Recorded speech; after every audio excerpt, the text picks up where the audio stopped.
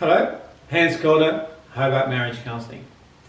One of the things that presents often in counselling is that couples will come and they'll say, we love each other, but we don't feel the love anymore. And they miss the feeling of love. And so what I often do, I explain to them what love is, and I take it from the Greeks. So the Greeks have got more than one word for love. We use the word love for all kinds of things. We might say, I love you, and I love my car, and I love the dog, and I love ice cream. It's all one word. But the Greeks have got 3 words for love. And when you understand these 3 words for love, then you can understand how you can sort of have a particular kind of love which will give you the feeling of love. So we'll start with the word eros. So the word eros is, I love you because you make me feel good. So you are the one that makes me feel good. So this is actually romantic love. You may remember a time when you were first in love with your partner, romantic love, and you were so excited about it. You held each other's hand, your palms would get sweaty, you made sure you looked good, you dressed up, splashed on some of the cologne. We're out there to impress our lovers, and we felt the love, and it was a great feeling. But after a while, the feeling goes. So eros love is not going to be good enough for a long-term permanent relationship, because what happens when your partner no longer makes you feel good? What do you do then? You go, oh well, I'm going. I'm out of this relationship. I don't feel the love anymore. There are people who are like that actually, and we call them love junkies.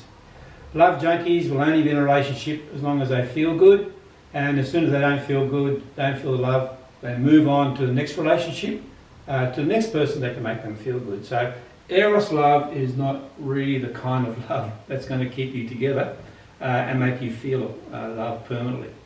So the next one is philia love, and it's a kind of I love you because we are good together. So philia is brotherly love, or a kind of a love that you have with friends and mates, and you really appreciate each other, you enjoy each other's company. It's a mateship love. Actually, there's a city called Philadelphia in the USA, and so it was, I guess, the city of brotherly love. In fact, when you go to Philadelphia, there's a big sign there, love.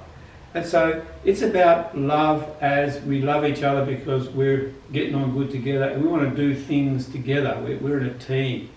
And so this kind of love is good, but what happens when you're no longer good together? What do you do then? You decide, okay, well, this relationship's not going to work, we're no longer good together, let's go, let's split up. But again, a lot of people then end up going to multiple relationships because at some point with your partner you're not going to get on good together. That would be normal actually. So you actually need a deeper, stronger love if you really want to sort of have a love that's going to be permanent and where you can get the feeling. And so the third Greek word is agape. Now agape is a I love you, and it's I am committed to your well-being. And so agape love is a focus on the other person love. It's kind of sacrificial actually. And so the reason I love you is because I'm committed to your well-being. What I really want is to see you reach your full potential in your life, and I will support you and care for you. You're going to have my back. I'm going to be there for you. You can rely on me. We're going to work things out together. Doesn't matter what comes to life. We're in this together, and we're committed to each other's well-being. Now, of course, it becomes slightly imbalanced if you feel like you're committed to your lover's well-being, but they're not necessarily committed to yours. And therefore, what you need is a commitment. 2 people going, look, we're committed to each other's well-being, and we're in this relationship for life. And that needs to be sort of part of the commitment that you make to each other. So when you're committed to another person's well-being and you really work hard at doing that, what happens is that you will get this. So if you're committed to each other's well-being, you will then be good together. There's no question about that, because you know that the other person loves you, they care for you. Yeah, you're going through ups and downs, but nevertheless, bottom line, they're committed to my well-being. And so when you have that, you'll definitely get on good together. And if you're getting on good together, then you will feel good. And so what you do is that if you have a foundational love where you're committed to each other's well-being, then you'll definitely go on well together because you know that person's actually committed to that.